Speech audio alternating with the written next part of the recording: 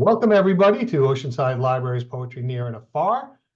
We are delighted to have David Brydges joining us from Canada and Margaret Saraco.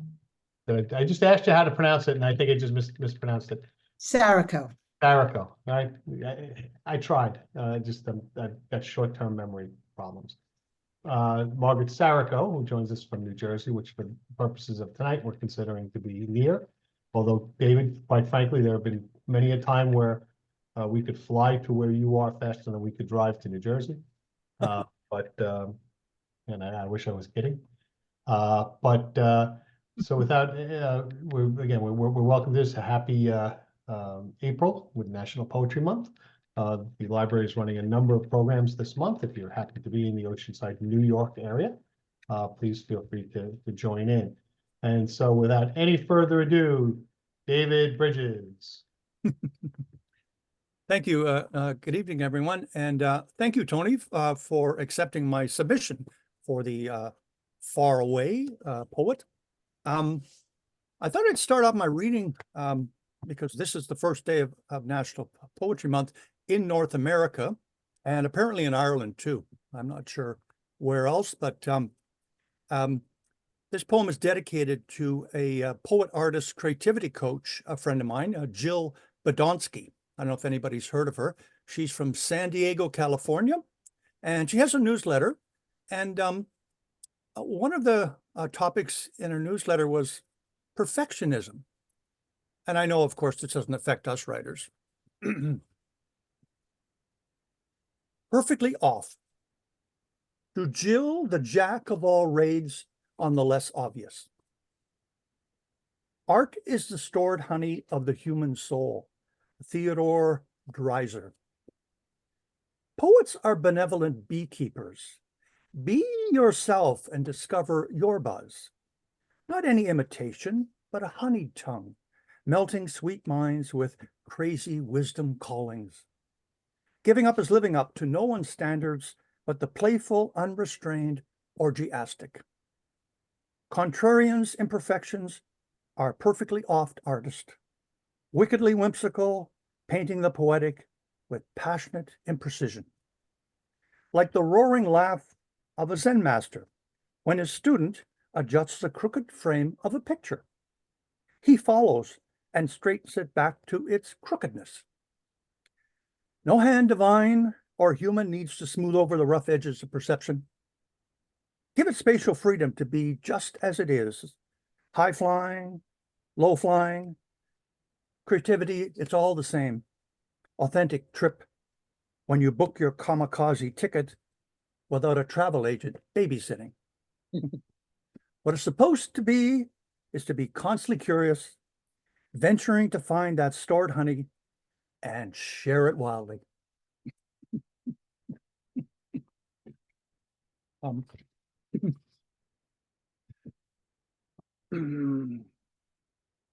And this poem is a bit about how I got here, actually. Accident. Knocked up, shame, shame. I don't ruin my family name. Here it comes, what Granny's been dreading. Belly full of baby and a shotgun wedding. Heidi Newfield, lyrics for Knocked Up. On the Victorian Day holiday weekend, Dad picked Mum up for a ride into history. Shotgun wedding bells rocked above holiday red Chrysler's 1951 Imperial, as raging sperm and Kool-Aid united in backseat bedroom down the back road. Howling at the naked full moon, sweaty carnal wildness defies their parents' moral order. Dad and Mum, to be, had transgressed the small town norm of marrying first. After Mum, with diplomatic skill, irons every crease in her bulging blue polka dot dress, while under the ironing board, a shadowy wrinkle wombs its heartbeat into the future. One cold February night, 9 months later, I arrived to inherit impregnated seed of defiance. As a child, I knew something was amiss, a heritage language strictly forbidden to hear. Northern stars that night saw premarital illicit passion as nothing too accidental. Only love's crazy brightness, older than eternity, over two seriously alive bodies, instinctively becoming three.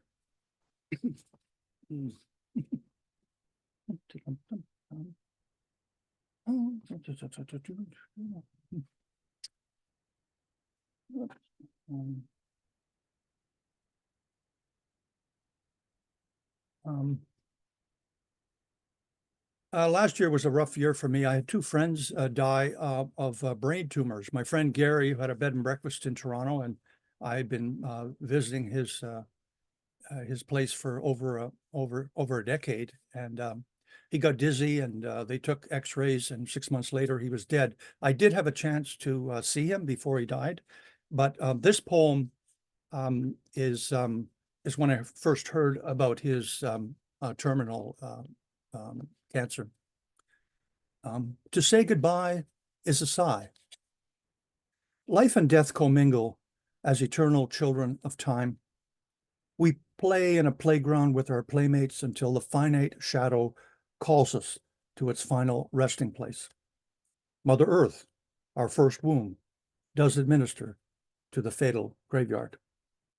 To say goodbye is a sigh.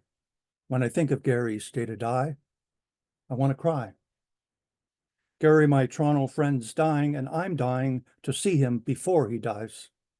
His tumor pressurizes the brain, causing headaches, double vision, loss of balance, and the mortal fact he's consciously dying faster than the rest of us. To say goodbye is a sigh. When I think of Gary's day to die, I want to cry. We time squanderers retain a strong illusion tomorrow is gifted to us and not the last breath. Our day calendar includes phone calls, emails, book titles, Zoom events, and birthday reminders. No one sees the invisible ink existential statement, today is your day to die, except Gary. To say goodbye is a sigh. When I think of Gary's day to die, I want to cry.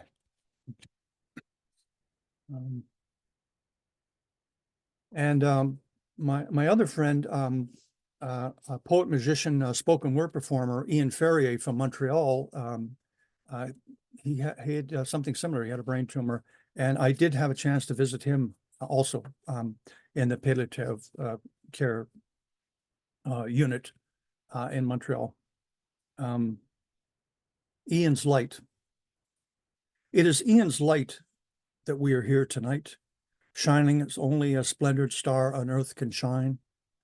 Not a word spoken or sung was missing, his signature vibe performing for his tribe. He was always wearing his golden beret over his heart.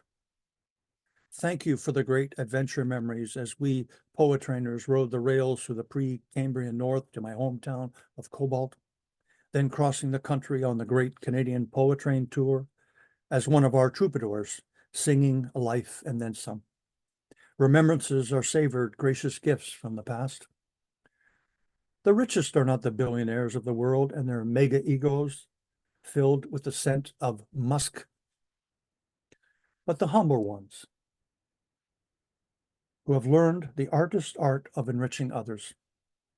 Merci beaucoup for your generous spirit.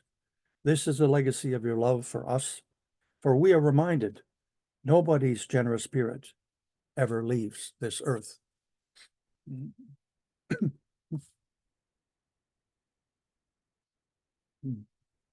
And I don't know if Ian performed in New York. He performed in Europe. He was quite performed. He was well known across Canada too as one of our top spoken word performers. The reference to Golden Beret is the League of Canadian Poets has an annual award for the top spoken word performer, and it's called the Golden Beret Award. And Ian won it one year. Well, just won it.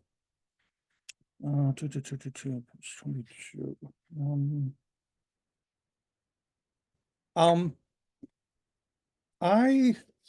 I was in Berlin 3 days before the wall came down. I participated in the last major demonstration. There was about 1 million people on the street in East Berlin. And It was mostly peaceful. There were some punks at the front of the demonstration that were taunting the police, but they knew that the chancellor had told the police not to shoot at anybody. So, but they still, tried to interrogate them. There was a lot of repressed anger in everyone. As the political wall was going down, an emotional wall was going up. Imperfect lovers. It was over. The ferocious flame was a gray ember. No bohemian breakfast in Berlin under the shaking table. Passions exhausted, our imperfect love went cold. The sundial had no sun. She wanted me to stay. I needed to leave. I could not hide my lack of love anymore. Too much hidden pain and too many pretentious masks. Her body is an embodied clock stuck in the future. My body is an embodied clock with no mutual future. We fell out of sync and lost the key to the front door of our hearts. It was time to leave through the back door. It was time to say goodbye. That oh so cruel word for one, that oh so liberating word to another. I left for the south of France with a brick wall in my heart. 3 days later, the front page International Herald Tribune reports the Berlin Wall is coming down. I call my ex and she wants me to come back, but I say no. The mortar has hardened. Only memory becomes a timeless garden without its wall.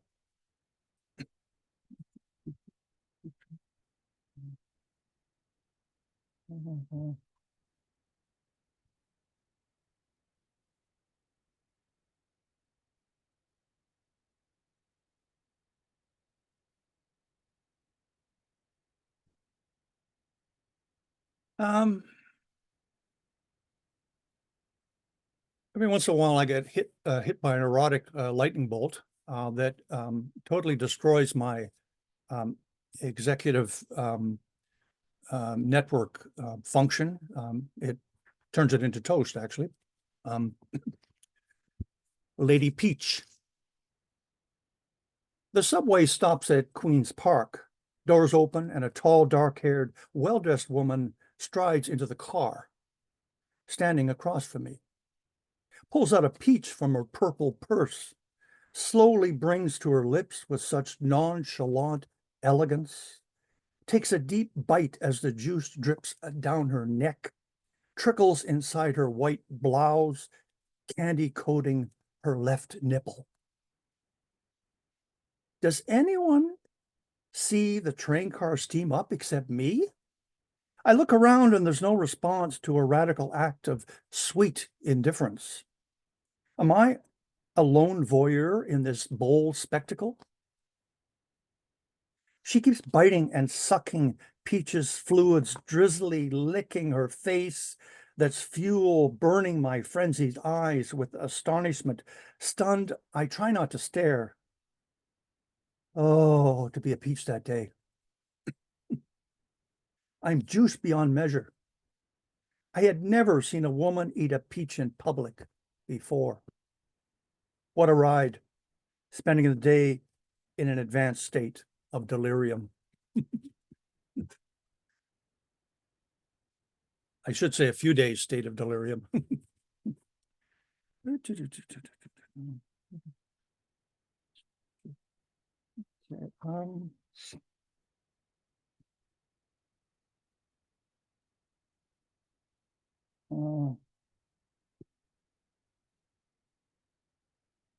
This poem is dedicated to those who grew up in the 60s, and that's I use that phrase very lightly. And also those who grew up in the 60s in which they didn't, and those who didn't grow up in the 60s in which they did. Open the doors. Listen, real poetry doesn't say anything. It just ticks off the possibilities. Open all doors. You can walk through anyone that suits you. Jim Morrison. In my 60s countercultural crazed days, the doors of possibilities were highly open. A vibrant vibe and sweet smell were in the air. We sensed the friendly answer was blown in the wind. a wildness no sociologist could find a theory or book for. The conformity that stale inherited is like my parental scripts destroyed by desires to be a freer bird on an endless wire. We rock and rolled until dawn decided to go to bed. I remember wearing black bell bottom pants to grade 8 graduation ceremony, and it was a shocking fashion statement first. Our will to be weird triumphed over mainstream monochrome culture. Morrison said some of the worst mistakes in life were haircuts. His father, a rear admiral in the US Navy, had a crew cut. I had hippie-length hair covering my ears. Dad despised. It was my freak flag to fly as I pleased until I was told to get it cut. Rebelling, I got up early Saturday morning, left the house, wandered around hungry, not only for food, but the freedom to express my generation's calling to be myself. Evading Dad for weeks until he got up earlier than me and angrily handed me cash to visit Cam the barber, salivating at getting his clippers on my long locks. I hated to see that hair fall to the floor. Morrison, a mad reader from Charles Baudelaire, Rimbaud, Nietzsche, Jean Cocteau, and William Blake, moves to Paris and is unable to unlock the celebrity trapdoor. Wandered Parisian streets, wrote at Café de Flore, unburdened from fandom stardom.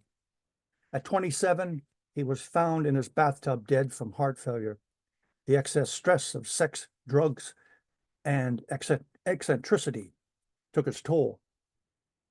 True to his own spirit, the poet-prophet is buried in Père Lachaise Cemetery in Paris, rests in remembrance with other literary greats.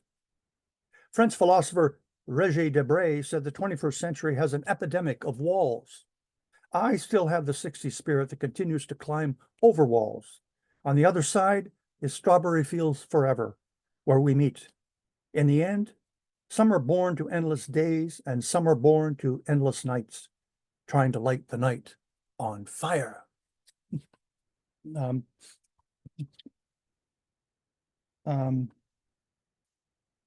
I should have also mentioned this is a cento-style poem. I used quotes from a band, a poet, a writer, and a philosopher. I'm sure you recognized several of them. Okie dokie.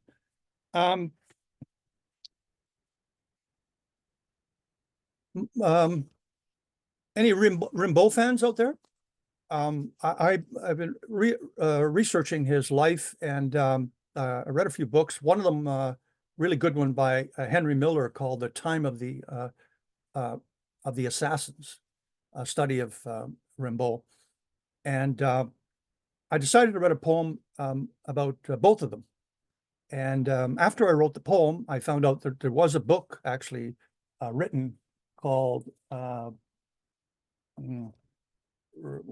Rimbaud and Jim Morrison, but I had already written the poem and I really didn't use much in it. But what I did learn in that book was the author Wallace Fowley had translated Rimbaud's poem from French into English, and Morrison was 19 years old and he got a copy of it and he sent a letter to him thanking him because before that, a lot of the translations were in French. Oh. Rimbaud Morrison, twin assassins. By day, dreaming and smoking hashish, by night, stalking the status quo, whose footprints never leave their homeland security. Hades, king of the underworld, welcomes renegades to the wild war. Gift them a single black rose, whose beauty surpasses a garden of red roses. Pledging allegiance to assassinate the order of the ordinary in its serenity of staleness. A bourgeois bastion of mediocrity, your bohemian spirits puked on. Prophets of rebellion show the timid who refuse to see they live in obscene times. You must be true to your demons or die when alive. It is a battle of sovereign savagery against the insanity of the sane. Extremism is a raison d'etre to make madness an art. Drenched in debauchery, good and evil are powerless to manifest any normal moral restraint. A dangerous star God doesn't even see, calls adventure spirits to pursue a lust for liberty. The doors of exception are open to the fierce and the faithful. Vagabonds to the unknown, give us a golden feather from your wings that left the stratosphere. Remind us of some guilt, some remembrance, some intimations of greatness. What was possible when fire and air meet in magical abandon. Under the cool French soil, the purgatory partners rest in graveyards that welcome those tainted by genius. Their licentious legacies still burn with Venus, goddess of love's hottest heart. I taste coal ashes and wonder what instincts lay dormant that I never saw the light of darkness.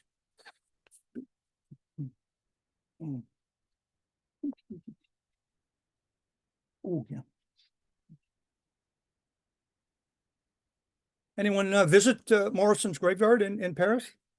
No, I haven't yet either, but maybe someday I will. It's the most visited graveyard actually in that whole cemetery. There's 100,000 people and a lot of very famous poets, writers, and authors in there, and his graveyard is the most visited apparently. A friend of mine put out an international call for poems for an anthology about the women in Iran who are fighting for their freedom. Not so much right now, but last year there was quite a bit in the news about it. I don't know if the poem's accepted. I haven't heard yet, but anyways, I put it in my book, my new chapbook. One woman is all women. Women, if the soul of the nation is to be saved, I believe you must become its soul. Coretta Scott King. Brutality needs bones to break. Fists of fanatics who crave control. Guidance patrol officers beat her young body. Bones cracked, cracking open a division within a society of Islamic strictness. Masala Amini was arrested for wearing her hijab improperly. A CAT scan confirmed she died from a head injury. 2 female journalists breaking the story are imprisoned. Yet freedom is not bones to be broken. It is a heritage of every human to love liberation. No morality police will ever stop this noble fight. Blood, the oil of resistance, flows through the protest pipeline again, a wildfire of rage against a rotten regime. Hundreds of protesters are killed. Thousands were arrested, challenging this theocracy of thugs. Drivers blocked roads, police cars overturned, fountains dyed blood red, and burning hijabs, a stupid medieval rag, symbol of the weight women face. Civil unrest revolts against the tyranny of tradition. Women want life, freedom, and dignity in a corrupt nation whose sole purpose is protecting its misogynist machinery of repression.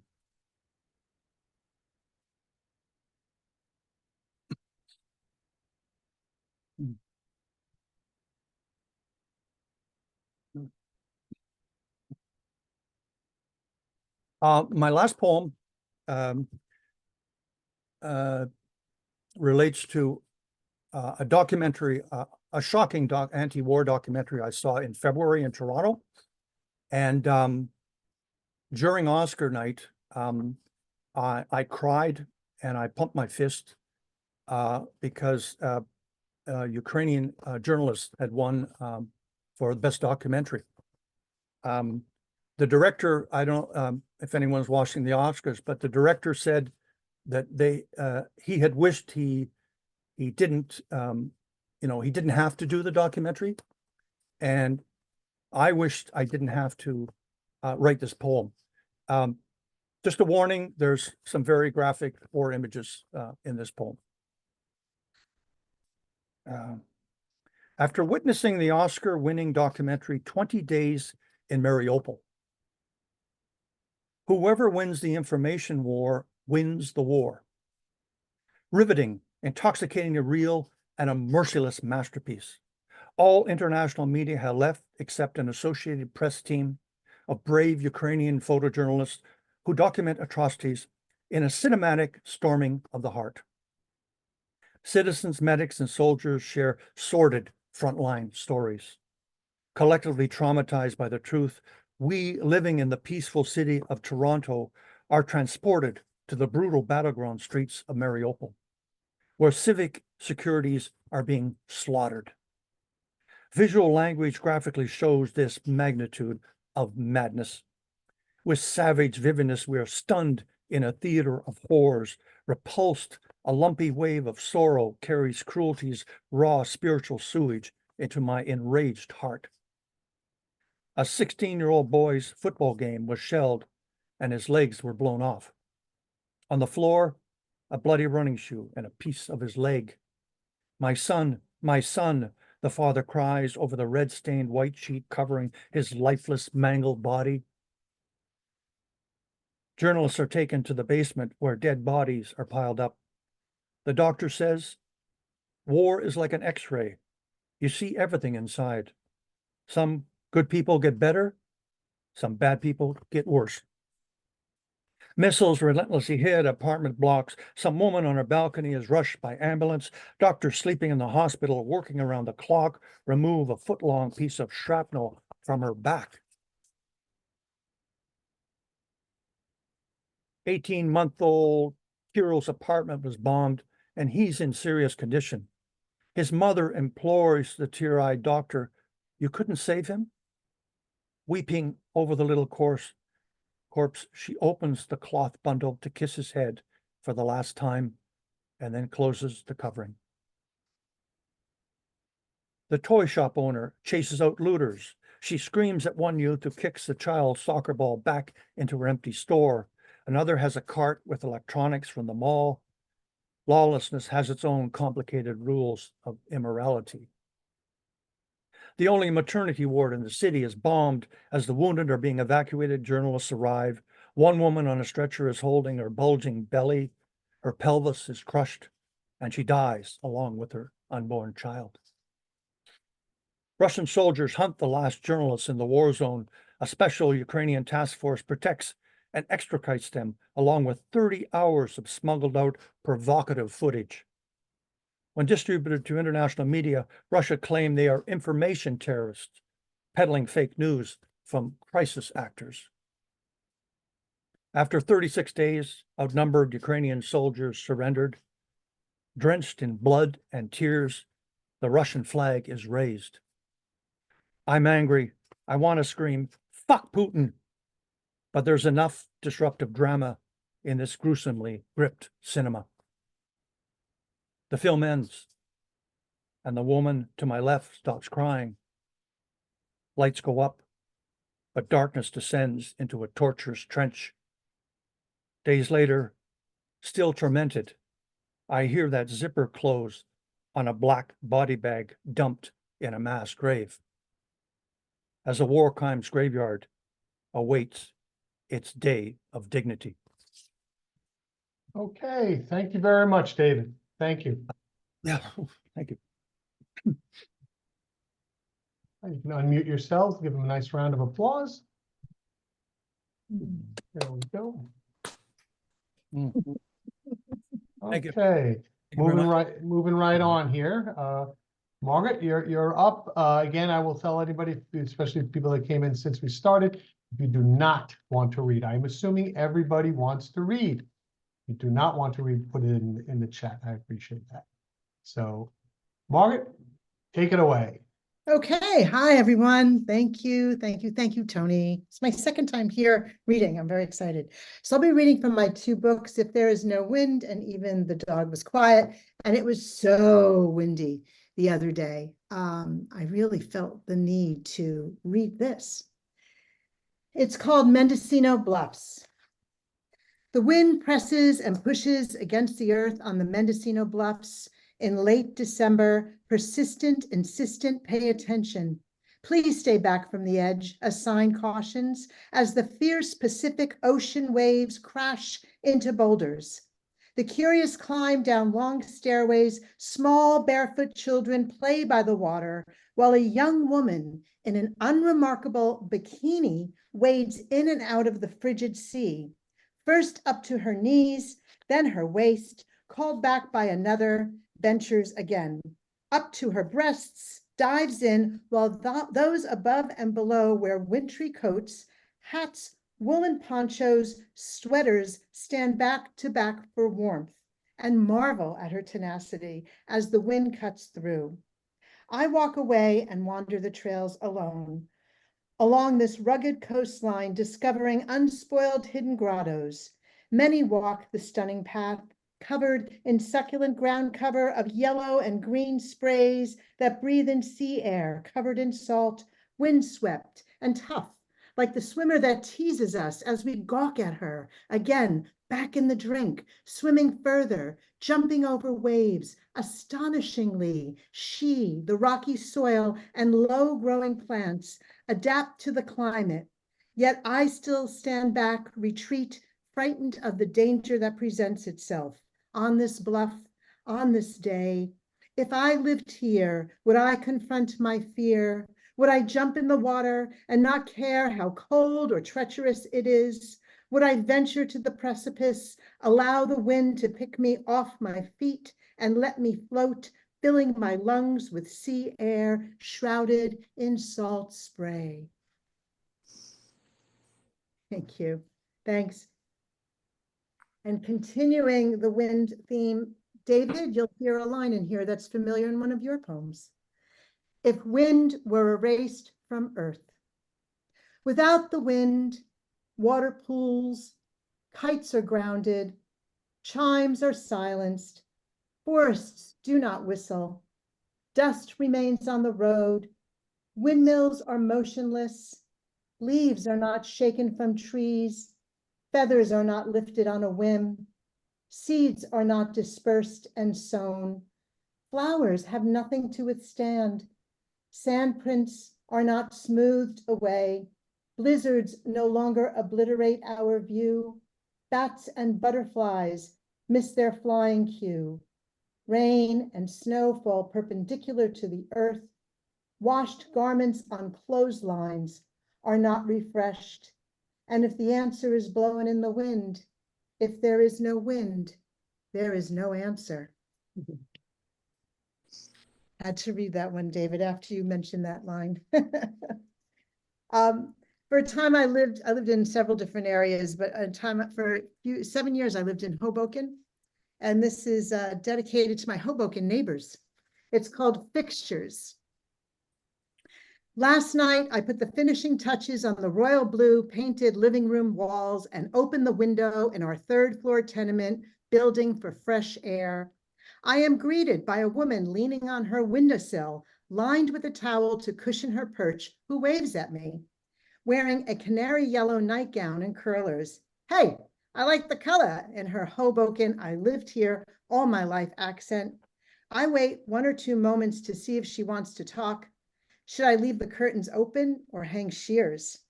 I hear a commotion on the sidewalk. 3 men have settled on their outdoor sofa, sipping coffee. One in a short-brimmed fedora, another in dress slacks and a button-down shirt, the third in sunglasses, though it's overcast.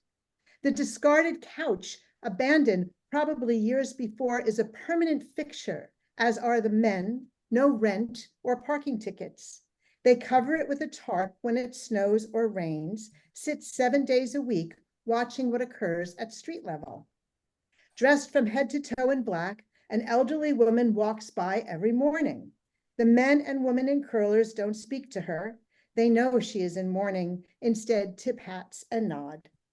Caught up in the ambiance, we drag chairs to the window, newborn on our lap, to watch neighborhood TV until our baby is old enough to climb, then install child-proof bars to protect her.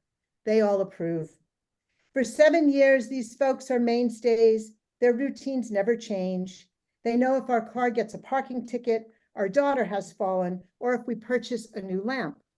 When we move out, we say goodbye to everyone, having never learned their names, and patiently wait for the woman in black, since she only appears in late morning. Years later, settled in our suburban oasis, we remember our neighbors. Did the sofa fall apart? The mourner add color to her wardrobe, and the woman in curlers comb out her hair?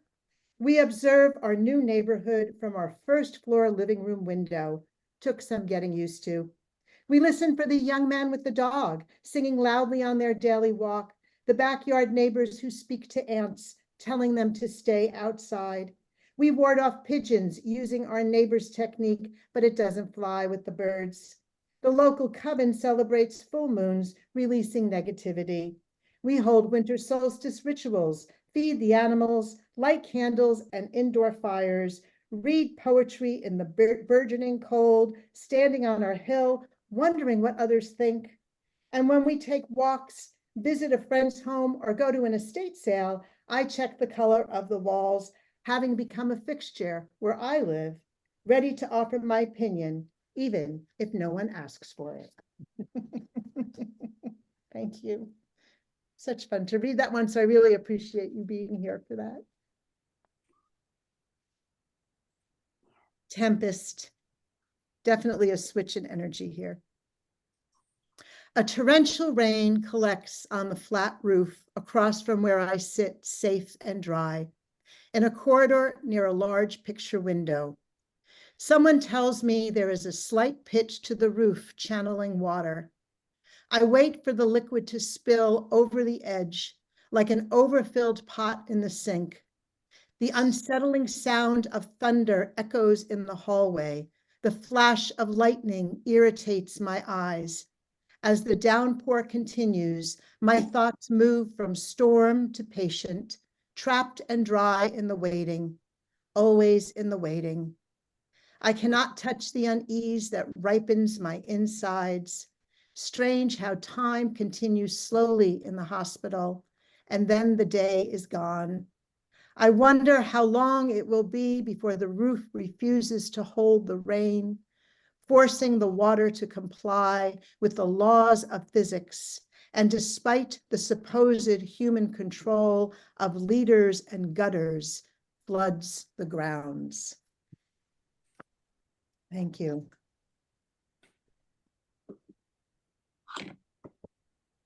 This is the title poem from Even the Dog Was Quiet. The line comes in the poem, actually. The poem is called Risk. I told the guy who answered the phone all those years ago we were 30 minutes outside Denver, needed a place to stay for the night, maybe longer. The rest area payphone was cleaner than the ones back east. No scent of urine, and the plastic booth wasn't scratched with someone's initials and lopsided hearts of misbegotten lovers. I wiped the mouthpiece with a tissue, even though it smelled like cleanser. I preferred the earthy odor of people's germs. The guy that answered the phone was a friend of a friend. I called him John. He said his name was Radar with a New York accent. John was his roommate. Yeah, he said, come by. You can sleep in the basement. I didn't mention the dog and hung up the phone. Katie and I stood by my 77 brown Chevette, deciding if we should do this or not. Two 20-year-olds driving for 24 hours, calling strangers from the road. Why were we here? Even the dog was quiet.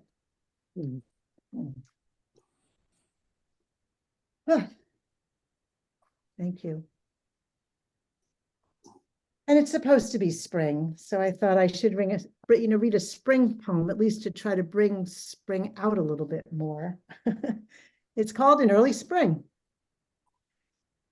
My fingers stretch to touch the honey locust spiky thorns protruding from the trunk of this captivating and dangerous tree. She sounds like a cozy companion, but takes care before you nestle against her. Bioengineered relatives grow harmless along city streets, but these ancient life forms tell a different story. Do they send out barbs for protection because they fear the return of the primordial mastodons who dined on their bark, not realizing they are extinct? Meanwhile, deer, squirrel, rabbits, and other gentle companions of the forest, innocents of yesteryears, feast on shaken honey pods, stepping over sharpened perils for sweet rewards. There is another honey locust keeping watch over Gettysburg National Cemetery that provided a backdrop to President Lincoln, where he delivered his famous address. The witness tree, alive 180 years, well beyond its 150-year cycle, is the sole survivor now of a long ago war. Here in Springfield woods, I wonder what these honey locusts have seen as they stretch angling towards the sun in Wilson Park. Were they here before this 100-year-old forest was named Springfield Woods? Their tree histories are deep as their roots, weathering windstorms, drinking from streams, grandly displaying leaves, flowers and fruits in a fundamental pageantry of nature, watching, waiting, growing, aging. I touch the branched thorns again. I cannot help myself. Thank you. So another one called Identity. And Springfield Woods, by the way, is in Baltimore, right in the center of the city. Identity. For years, Mom insisted she came from royalty, believed there were kings and queens in her ancestry just by virtue of her maiden name. My father discovered a relation to a princess far, far removed. The revelation of majestic bloodlines delighted her, except this royal ancestor eliminated her suitors one by one with a powdered arsenic stored in a ring. One morning, he presented a ring to her, a large ruby surrounded by small diamonds. He popped open the locket, filled with white powder, baking powder, he admitted, a joke. She stared at the shining fake gems, smacked him on his shoulder, grinned, then frowned, looking again at her fake royal ring. For years, Mom insisted she came from royalty when Dad was not around to explain the lurid details. I think about this princess often. Did I inherit her murderous tendencies? Was she crazy? Did she play a part in imperial plots? I hear myself tell those interested in not that for years Mom insisted she came from royalty, while I search for my mother's ring and connections. Thank you. And my last film, again, is a family poem, and it's called One Dead Fish, also on a spring day. One spring day, a stocky old man trudges up the path, knocks on our door, head lowered, cradling a 2.5-foot-long, 14-pound bluefish wrapped in newspaper. Mom says, "You didn't have to do this," asks after his mother. He averts his eyes, mumbles a reply, hands over the package, retreats down the driveway, favoring his left leg, an old injury on the right. Elbowing the door shut, she extends her arms so the package doesn't touch her silk blouse and dumps the gift into the kitchen sink as scent of dead fish permeates the house. Furiously, she scrubs her hands, ties her hair back with bobby pins and a scarf, dons an old apron, and with a sharp knife scales the outers, cuts eyes and innards, slicing flesh the way her mother taught, wrapping pounds of fillets in wax paper and plastic wrap while sweat drips down her face. Taking the Lord's name in vain with a few damns sprinkled in, she yells, "It isn't even Friday," then phones her sisters. She has gifts. No one is pleased. Bluefish must be quickly cooked or frozen. Dinner that night is oily baked fish swimming in melted margarine with lemon and parsley garnish. Mom was a looker and a good catch, Dad winks. She frowns. The fish penance for breaking his heart, rejecting his marriage proposal, though they never dated. After you, there was no one else. My sister and I play with our food, but do not, cannot, will not eat it. Retreating to the den, munching pretzels stashed between sofa cushions, watching Batman and the Flying Nun.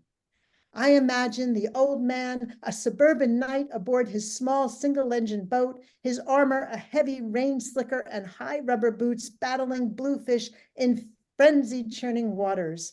Fishermen and fish spin and tumble like clothes in a washing machine.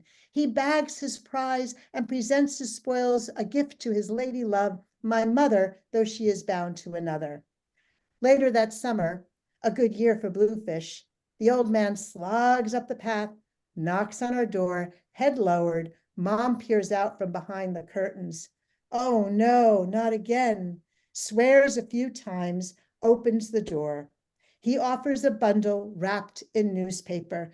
Thank you, she says, but you really didn't have to do this.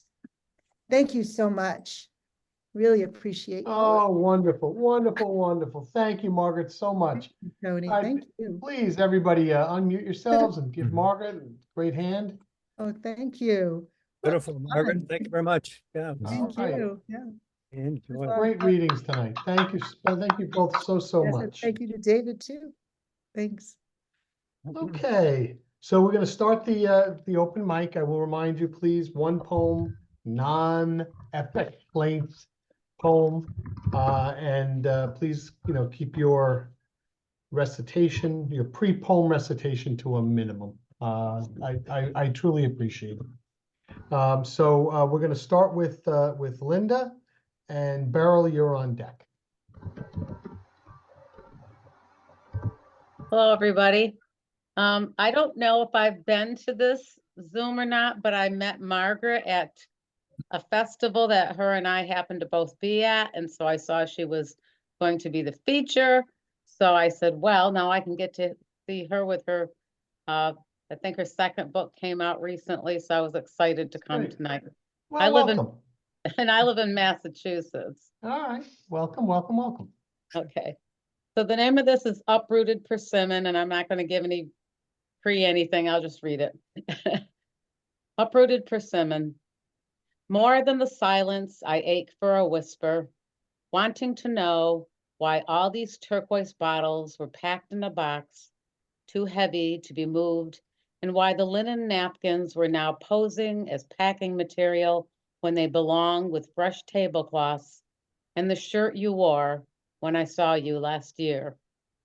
More than the silence, I ache for an envelope, expressions of polite gratitude, a complimentary high five to your recent successes, but there were none to be had in a world so troubled by doubt, fear, anxious people wanting something to reach for besides another day of solitude, preferable to the loud screeching of tires that sped down the auto raceway 3 houses away.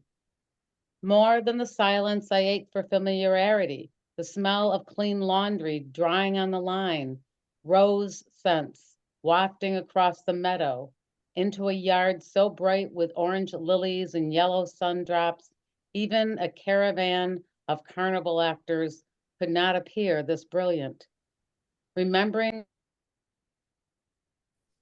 Up, you went silent. You went mute. Yeah, I didn't do that to you. That's Yeah, okay. all right. So I just gotta back up a little so I don't. Across the meadow into a yard so bright with orange lilies and yellow sundrops, even a caravan of carnival actors could not appear this brilliant. Remembering a cascading waterfall coupled with our drenching hair last summer is all that I can fathom now. More than the silence, I ache for a small token, a shiny bauble like a crow would place by your door, a lost charm from a broken bracelet, the engraved message now worn, weathered, beaten down by time, hidden for years near a culvert where a young girl climbed off a young boy after kissing him on the mouth, snagging her wrist amongst the grapevines where lovers hide. More than the silence, I ache for the taste of luscious fruit, a riper than ripe peach, strawberries, sugared rhubarb, fresh mint, and the oolong leaves you placed in my ceramic pitcher, iced to perfection, like the cubes a bartender drops in a cocktail glass. I recall a $10 bill that was left on the bar the last time I saw you. You, always a generous patron, I was already out the door walking to a place that I call home, hoping you were in pursuit behind me. More than the silence I ate for another page to turn, I read your stories, a familiar poem you finished for me, when tears flowed down my cheek, landed against your forearm.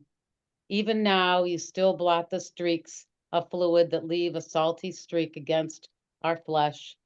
Your tender kiss like a tincture. This poem survives in all its first line repetition, like a cherished relic, a coveted object. If it were not for the uprooted persimmon, I'd call out your name in tongues. Thank you. Thank you very much. Thank you. Okay. Beryl, you're up, and Dacis, I guess it is, I apologize, you are on deck. Beryl?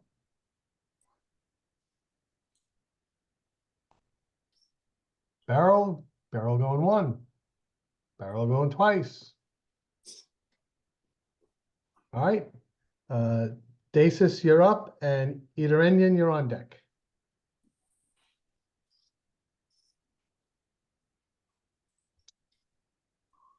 Dacis? Going once. Going twice. Ederenian, you're up, and JG, you're on deck. All right. Hi, everyone. Sorry, my camera is going to be off. That's This okay. is called, thank you. This is called vanity. Many of the same types of items, shelves upon shelves of unread books, assorted makeup, wigs, perfume, cologne, electronics, unpaired socks, more shoes than 2 feet need, towels and lots of towels for guests not invited, more pocketbooks than can be used in a lifetime, bathing suits for every current and future size, shape, and style, closet full of clothes packed so tightly they're stifling and pleading for air, a whole lot of just-in-case stuff, and several rooms filled with you shouldn't have types of gifts, chairs, tables, enough silverware to open up an imaginary restaurant, old electronic gadgets that need lots of time, money, and skill to repair, reciting the justification motto of waste not, want not, yet items waste away for years in disuse, and the collecting continues out of want. Packing, accumulating, storing, saving, holding tightly to, drinking that wine that evokes the thought of, one day I will use them. One day continues to run away and never gets caught. Good intentions become untapped potential. The spending flows like a leaky faucet. Money drains. Many tangible things possessed, yet no true friends to hold. Misplacement of priority by vanity. Possessions gathered to fill so many voids, yet the feeling of nothingness and dissatisfaction still remains. Money gained? Not likely. Money wasted? I'd say yes. Thank you. Thank you very much. Good to hear from you again. Haven't heard from you in a while. Thank you so much. Okay, Jay, you're up, and Robert Rubino, you're on deck.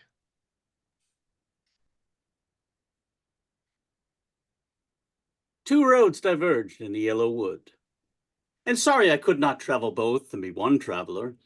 Long I stood, and looked down one as far as I could, to where it bent, in the undergrowth. Then took the other as just as fair, and having perhaps the better claim, because it was grassy and wanted wear. Though, as for that, the passing there had worn them really about the same. And both that morning equally lay, and leaves no step had trodden black. Oh, I kept the first for another day. Yet knowing how way leads on to way, I doubted if I should ever come back. I shall be telling this with a sigh, somewhere ages and ages hence. Two roads diverged in a wood, and I took the one less traveled by. And that has made all the difference. Thank you. Wonderful. Thank you so much. You're welcome. Yeah, that was great. That was really great. Robert Frost. Okay. Yeah. Okay, Robert, you're up, and Marvin, you're on deck. Thanks, Tony. I love that tribute to Robert Frost, by the way. Right. Jazz memories.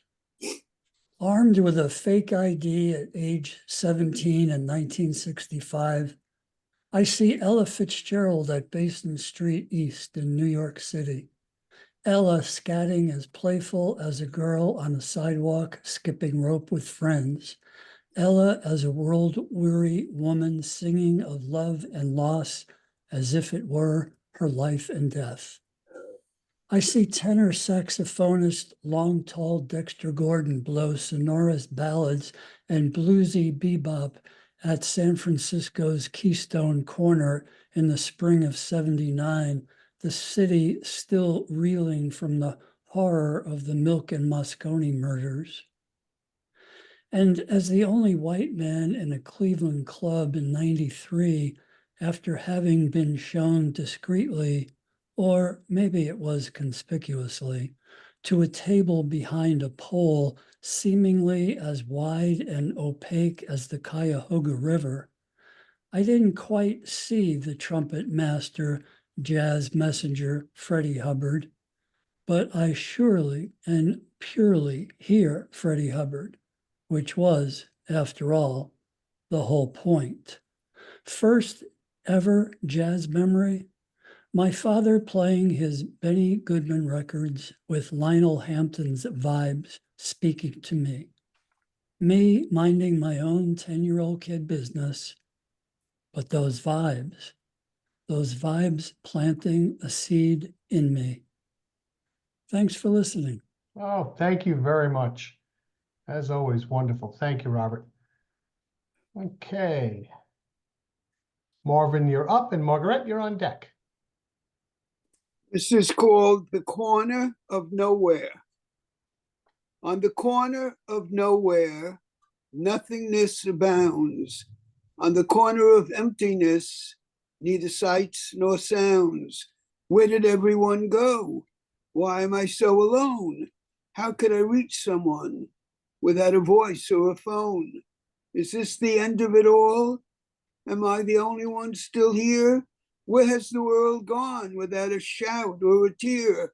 Am I lucky, or am I damned? Should I be high or low on this corner of nowhere? I don't really know. Oh God, are you still there in your home far above? Why is this thing happen? You're supposed to be loved. Now what should I do? Stand here and cry? Hope for salvation? Look up to the sky? My family and friends have faded away. Is my being still living? Will I be okay? On the corner of nowhere, I fall to my knees. Though no words can I speak, my heart offers pleas to bring it all back in the blink of an eye. I'll appreciate life till the day that I die. Thank you, Marvin. Thank you, thank you. All right, Margaret, you're up. Margaret, you're up, and Mark, you're on deck. Thank you, Tony. Thank you, Margaret, and also thank you, David. You'd read a poem about Iranian woman, and I have a poem also called "Girls of Revolution Street." It was taken from a title from the BBC. A woman waves a headscarf on a pole, not a sign of surrender. It's bravery and strength. Far away in Tehran, this risk taker arrested, challenged authorities, stood against the Islamic Republic. More women, men, and an old woman appear on social media, hijabs as flags, letting the world view the civil disobediences, discloth olive skin, uncovering dark hair, reveal their hidden features. They allow us to witness Persian beauty. These aren't Middle Eastern people. These are today's pioneers building history, one mind, one head at a time. Thank you. All right. Okay, Margaret, you're up. So Mark, you're up, and Sister Joy, you still with us? Okay, so Sister Joy, you're on deck. At the slight bend in middle of block is when I saw the goose standing at edge of lawn and curb at the next intersection. Car traffic is light, being a holiday Sunday early evening, and Goose stands there in a regal pose, a profile resolute in the entitlement of its domain, one of the lawns it routinely manicures for food.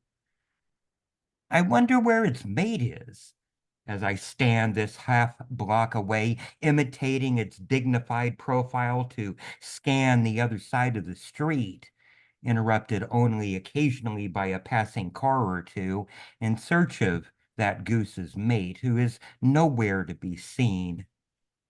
Enjoying the slight breeze massaging my face in this mid-70s springtime evening, pausing again to query if Goose was thinking the same thing. I turn, and Goose is walking across the sidewalk towards curb at its normal old man, I'll get there when I get there, get off my case pace, and disappears behind a tree. I wait and wait for it to reappear on the other side before hopping off the curb. Huh? Where did it go? I take a few steps, veering right for a better angle. The goose is standing at the bus stop, right next to the pole. Certainly it's seen hundreds of humans in that same spot standing, hands in pockets, humming or whistling a tune or playing with a cell phone and otherwise oblivious to all else passing by. Obviously, Goose was fitting in with his surroundings and trying to appear normal. I imagined what bus driver might do as they pull bus up to the stop and open the door, only to see a goose take its sweet time boarding. Oh, this ought to be funny. I gotta stay for this. But then I remember it is Sunday and a holiday. I think I'll just go back home because it might take forever for the bus to show up. And I hope the goose knows how to cuss when it does. Thank you very much, Mark. Appreciate that. Okay, Sister Joy, you're up, and Dee Dee Spungen, you're on deck. Thank you. I have a springtime poem. Could you make yourself, you're a little bit low. Okay, is that better? Not really, we're having a hard time. I'm having a hard time hearing. Can anybody else hear her? Okay, let me go to my settings real quick here. Audio settings, volume all the way up. Is that better now? No, not really. Not really? A little bit better now. Up, right? Maybe you had just have to be a little closer. Okay. Up, there you go. Good. Okay. So, as I was saying, this is just a springtime poem, something like, and Good. it's titled "A Deer and Two Squirrels." It was 7:17 a.m. as I washed the last dish. Glancing out of my kitchen window, I spot the most gloriously regal deer standing, nibbling the plentiful fallen fruit that lay beneath the old persimmon tree in the farthest back corner of my yard. Squirrels scampered playfully around, as well as up and down the nearby maple that shaded my wrought iron table and chairs. A small flock of blackbirds, or perhaps they are starlings, swoop in and begin to peck at my dew-laden lawn in search of bugs and early morning worms. At some point, the deer observed that she was being observed by me. The concept of a deer in headlights came to mind, not sure whose headlight was more clear, we each stood frozen, staring at each other. Finally, I decided to be the one to blink. Departing the window, I reached, flipped the switch on the wall to turn off my kitchen light. Returning to the window, I witnessed resumed backyard calm and bliss, with inhabitants feeding or frolicking freely without concern. How very natural that such harmony exists, and that only my presence as human warranted alarm in this picturesque scene of tranquil morning bliss. Wonderful. Thank you very much. All right, Sister Joy will be with us as we end the season at the end of May. That should be one of our features, and thank you so much for coming out. So we have Dee Dee, you're on deck, and Elaine, Dee Dee, you're up, and Elaine, you're on deck. Thank you, Tony. And thank you, David and Margaret. What a great way to begin Poetry Month. So this is also a seasonal and light one called April Fool. I like to read it every year. Only a fool would expect spring weather. An April fool who longs for imagined perfection. A poetic fool who paints spring with words, dreams a child's dream, sun glinting in her hair, every beam creating magic. Stars of sunshine casting the world in gold, car windows and green leaves, sidewalk mica and found pennies. Shade and shadow play in alleyways, breezes move branches in sensual promise. Time slows down while children race. Laughter punctuates, tickles the ear. Summer freedom teases. Life looks different in April, sounds different, is. Thank you. Wonderful. Thank you, thank you. All right, Elaine, you're up, and Larry McCoy, you're on deck. Hi, everyone. I'm so happy to be here. This is my first time here. Oh, welcome. Where are you coming from? Where are you joining us from? I'm in Connecticut. I'm All in right. near New York. Yeah. Sure. Okay. Well, welcome. Thank you so much. My poem is called The Couch with the Clear Plastic Cover. The couch with the clear plastic cover, resisting spills, squeaky and slippery at times, making the thighs stick.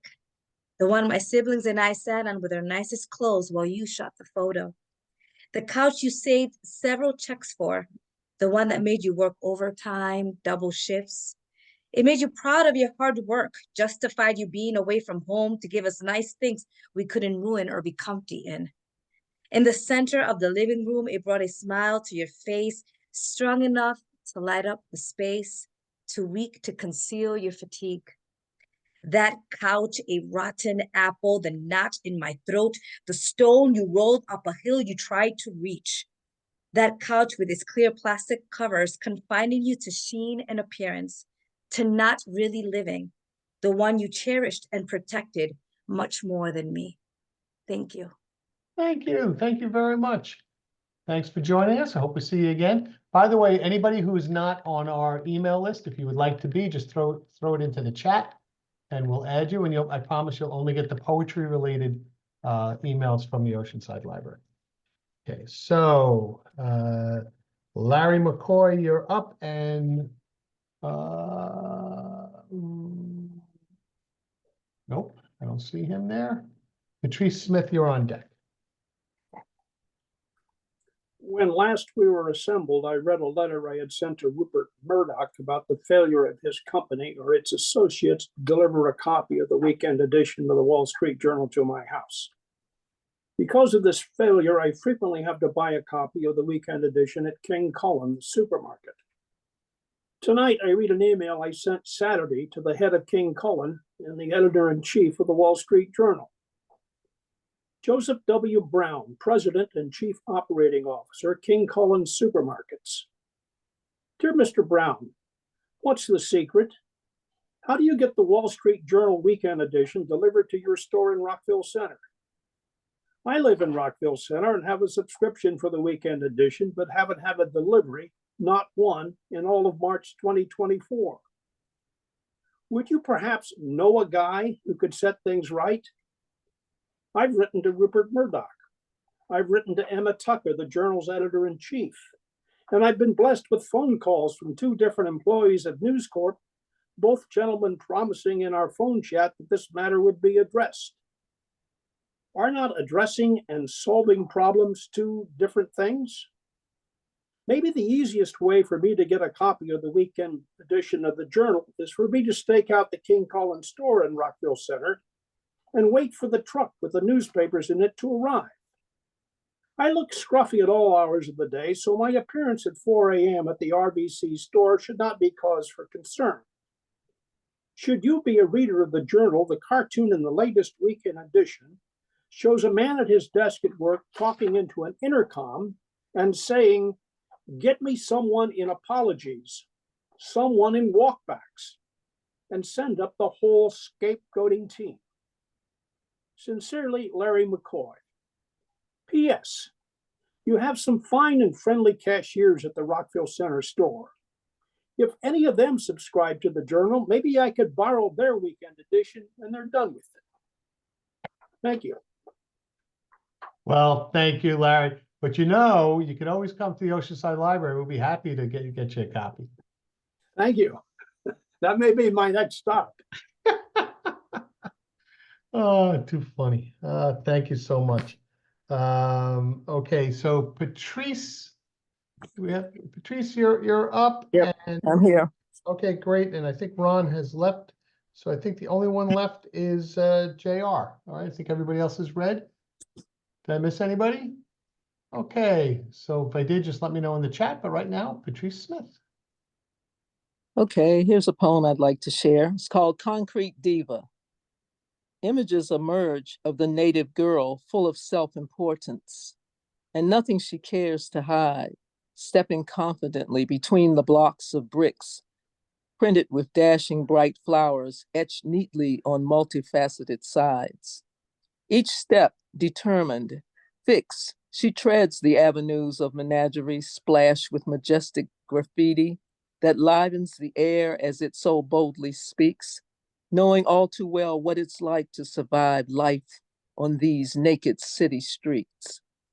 This is where she hails from birth, the place where she was groomed to be so bold, where the heat of summer sizzles and sweltering temperatures soar, and where winter's biting cold shakes her daring natural city soul. Undaunted by any dangers others so easily fear or perceive, she freely navigates places known by their familiar mosaic scenes. Excuse me. Well versed in the ways of endurance on these unforgiving streets.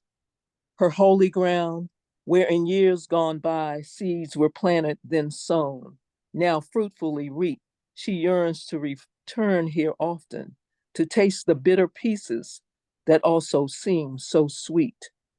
The pit of the Big Apple holds her ethnic heritage. She can never let this go. Walking in decisive stride, bearing her family's name with pride, this is the place that will always be known as her home. Thank you. Wow, thank you very much. All right.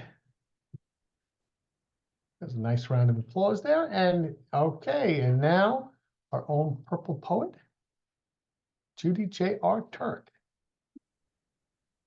Thank you, David. Thank you, Margaret. Thank you, Tony. And happy National Poetry Month. Okay. April. Our front yard Frosty disappeared months ago. Where he stood sentinel over frigid mounds, now there are daffodils and hyacinths quenched by his melting. His accoutrements disappeared as well, his carrot nose carted off by a squirrel, his twig arms flighted by birds, but I wondered where his cardinal hat and scarf had gone until today. The first warm winds summoning me to inspect the gardens, assess ravages of winter's cruelty, and I see a crimson something in the crook of the dogwood.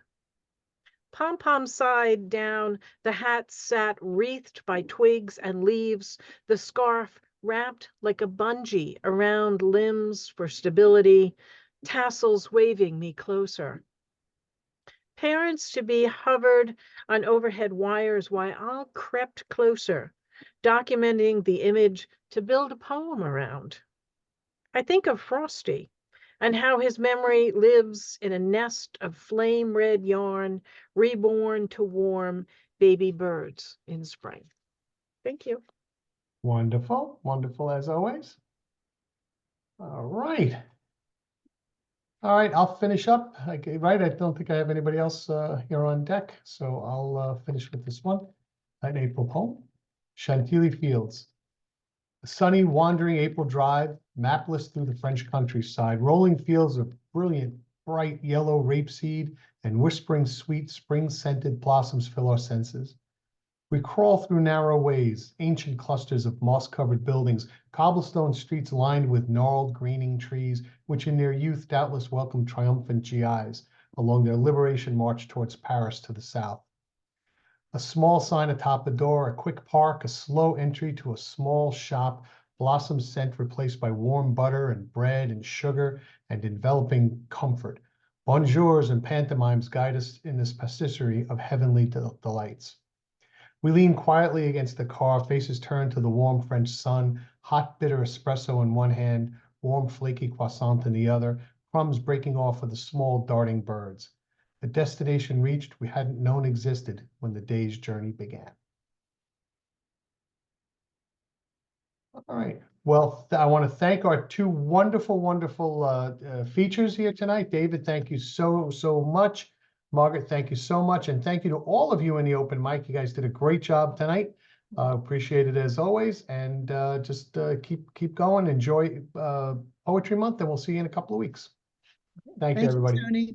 Thanks, everybody. Have a great night. Thanks, everyone. Great Great job. job. Have a good- Done.